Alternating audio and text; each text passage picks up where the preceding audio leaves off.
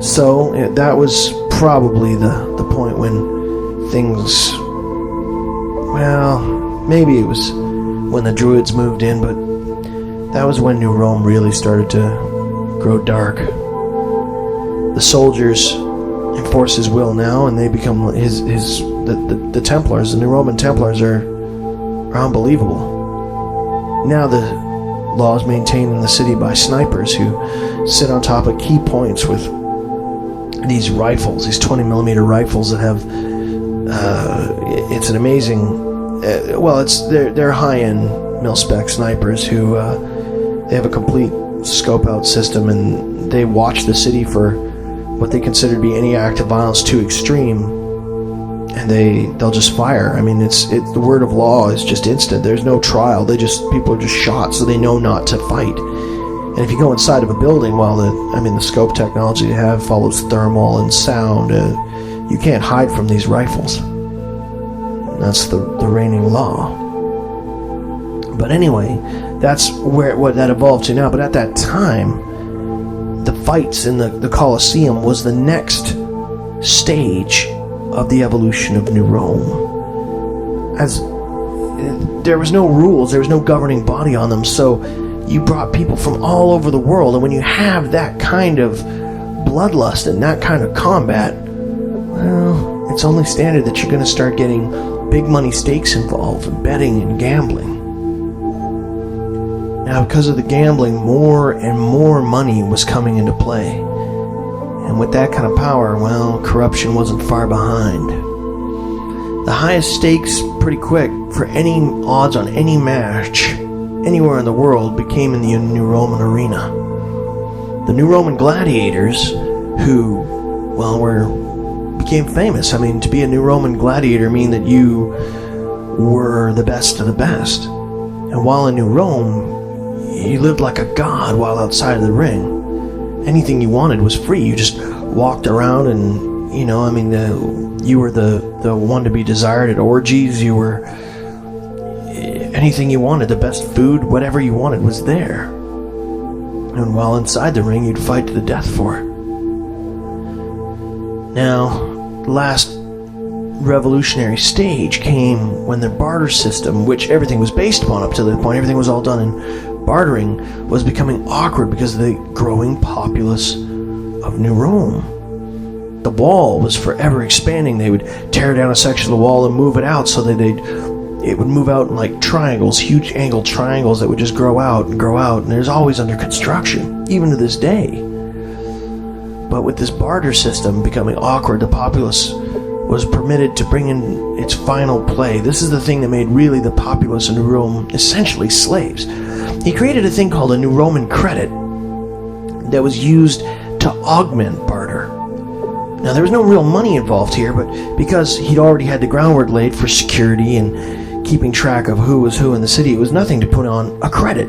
If you did something, you were paid in New Roman credits. But these credits, of course, were only useful in New Rome. But to prevent anyone from turning it into just another capitalistic state, he used these New Roman credits to augment barter. And if you were ever caught hoarding New Roman credits, then you'd be charged by treason by greed under New Roman law. So, for example, let's say, let's say you've got a bunch of seeds that I want to take from you, or I want to purchase from you, but all I have is a pencil. Well, if I trade you this pencil and for the seeds, it's not fair. But if I trade you the pencil for the seeds and I throw 30 New Roman credits on it, then that's a little bit more useful. And this then led to the law of New Rome and the economic laws of New Rome, where they have justicars who wander around and make sure that business is not being hoarded, because they can, at a moment's notice, look through and see how many credits are associated to different people. And if ever you get too much credits and not enough barter, or even just too much credits, you'll just be charged with treason by greed and executed. So it was handy because people wouldn't be able to leave New Rome because the credits, they have so much credit there, and their barter, well, it's useless anywhere else.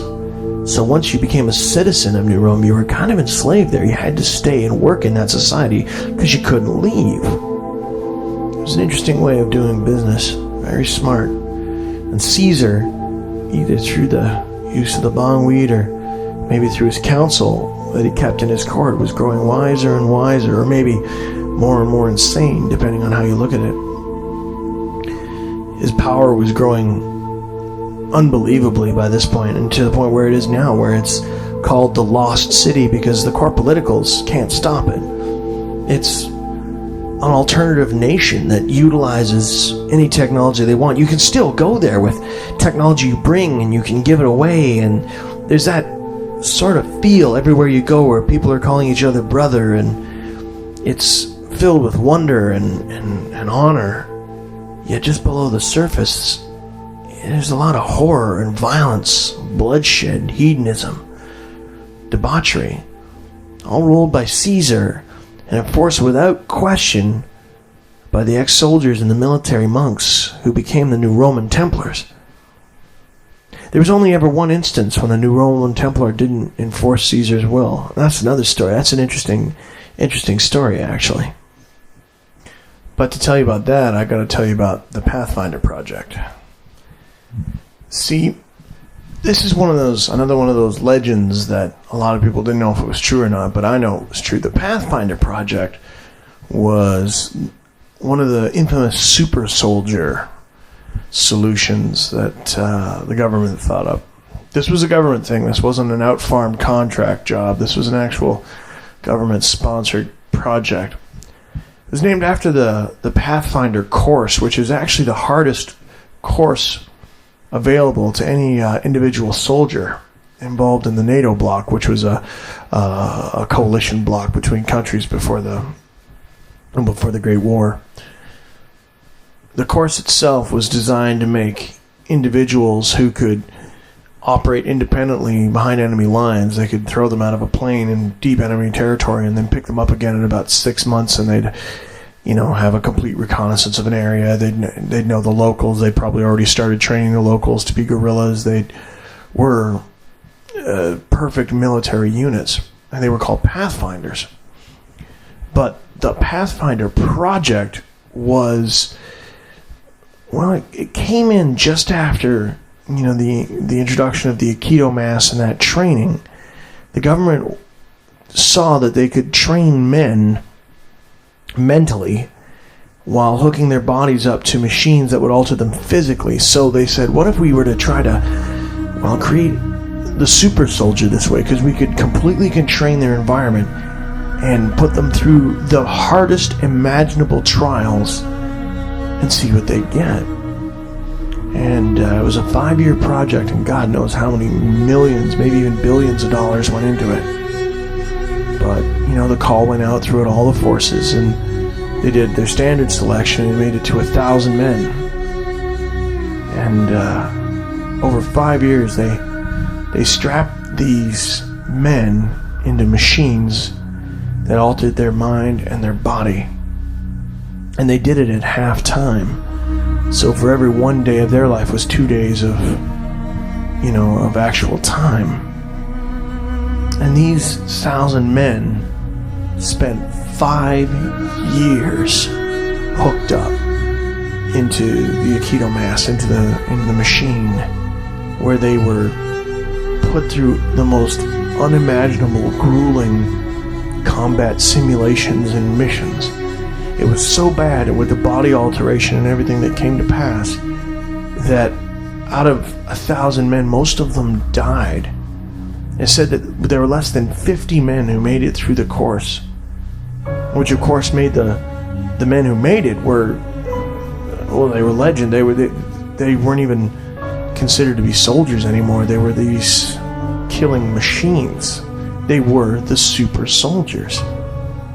But of course, the cost of production was astronomical. I mean, what, you're going to take 5 years to create less than 50 men who, although were effective, were independent operatives? No, it's crazy. It was too much money. But they'd invested too much money into these super soldiers to kill them. So they scattered them into different stasis tanks and dropped them into deep storage on different bases all over the United States, and the whole project was wrapped up.